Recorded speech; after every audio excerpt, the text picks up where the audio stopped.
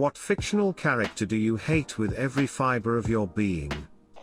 Gabriel Agreste. The governor from TWT. Most characters I can deal with, but that dude legitimately scares me. Poncarel. Holden motherfucking Caulfield from Catcher in the Rye. Ellis from Smash. He's the worst. A little brown-nosing weasel. Elsa is a jackass. Kayla, that kid deserves his cancer. Grandpa Joe, that motherfucker did nothing for his family. Discord from MLP. I hate this abomination piece of shit. I don't get a lot of commissions to draw him, but it's enough that I've grown to despise drawing him with a passion. Ponies are easy. Anthros are easy. This is why I do them for a living. Discord? He's a goddamn amalgamation of everything, and the commissioner probably wants him doing some freaky shit, so add on another layer to it. The amount of perspective voodoo I need to do gives me a brain aneurysm. It should be easy too, since it's just body parts from different animals all thrown into one, but for whatever reason mixing that much stuff together just throws my brain off. Like I'm in draw a pony mode and now I need to do a Chinese dragon body, or hell even a duo thing like draw an anthro fox girl and I'm combining human and fox, but in Discord's case is 10 different animals and I hate the world. Stephen Bonnet from Outlander. Fievel Mouskowitz from An American Tail, fuck that annoying shit. Rob, from Behind Her Eyes. Cornelius Fudge, from Harry Potter, is an absolute imbecile. He is vain, selfish, cowardly, and morally deaf. He's less responsible than half the first-year characters in the books/movies, and what makes it worse is that he is in a position of power. He actively aided and abetted in the torture of children, and when Voldemort came rolling around he practically sold his own constituents to him. Say what you want about bullies like Malfoy, or even Voldemort, they were often victims of circumstance. They didn't have good childhoods, and they grew up with bad influences. Fudge, as far as I can tell, lived a very privileged life, and yet even in adulthood he continues to act indifferent, shirk his own duties, and even aid in the whole pure-blood supremacy bullcrap. After reading about all these hapless kids in the book risking their necks in the resistance of tyranny, watching Fudge practically hand over the world to Voldemort on a silver platter while sitting in the highest office in the nation, makes my blood boil. Aside from Dumbledore, he was the sole character who had the power, authority and capability to make a difference, to save lives. He should have known better, and he should have done better. I know this may draw hate, but Harry Potter. I don't read your shit as a rule, with the exception of one author, Alexei Sherman, but this is now a theme park? Ursula Le Guin, Ged, A Wizard of Earthsea, ring any bells? I read them when I was about 10. Same thing. Kid wizard. And I got to meet the author at a young writers conference. I have friends who love the books, and you couldn't pay me to read one. Goro Akechi, you pancake-eating motherfucker. The sour kangaroo from Horton Hears a Who. Fucking Double G from Game Shakers. Dillinger from Tron. Serena Joy from The Handmaid's Tale. Every time she's on screen I hope a bullet finds its way into her a second time. I don't even want her to die, just be in excruciating pain for the rest of her life. Preferably in prison. Layla from Grand Army. No, I will not be elaborating. Dolores Umbridge. Snape. Severus Snape. Alan Rickman probably needed a back brace for how much he dragged Snape into being almost a decent person. Snape is, possibly, the third worst person in the series behind Voldemort and Umbridge. People romanticize him because he loved, really obsessed over, Lily. They see always as some redemption. Snape was terrible. You can ignore everything he did to Harry and he's still a terrible person. I cannot imagine how horrible you have to be that a 13-year-old boy sees you as his greatest fear. What did Neville do to Snape? A boy whose parents were tortured to insanity? Nothing. At the most, he wasn't chosen as Voldemort's nemesis. Which means Snape blames him for Lily's death. Something Neville had absolutely no power over.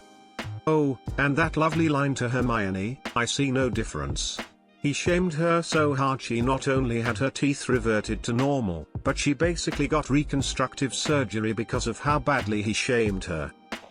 Jackie Bryant from Virtua Fighter 5, as well as the people that choose to play him. Griffith. Dude could have just forget about that kingdom. But no. Sacrifices his whole crew to a bunch of demons, turning into a demon himself now known as Femto. Raped his commander's girl right in front of him while was pinned down by other demons that would try and eat him, losing one of his eye and arm in the process. Fuck you, Griffith. Frank from Shameless. He is the most annoying character I've watched. Tom Haverfoot from Parks and Recreation. God, that guy is such a pretentious asshole. This is coupled with the fact the actor who plays him is an unfunny douchebag whose only character trait is raising his tone to infer he's saying something funny. Throughout the entire series he just seems to get more insufferable, to the point where if the story of an episode was centered around him or became more Tom-based, I'd not watch. Monica from Shameless. She is so infuriating. The Walking Dead comic has plenty of good villains, but I fucking hate that little brat Sebastian Milton. I don't remember her name, but the Queen Maven and Cal's mother, from the Red Queen series. Patrick Bateman.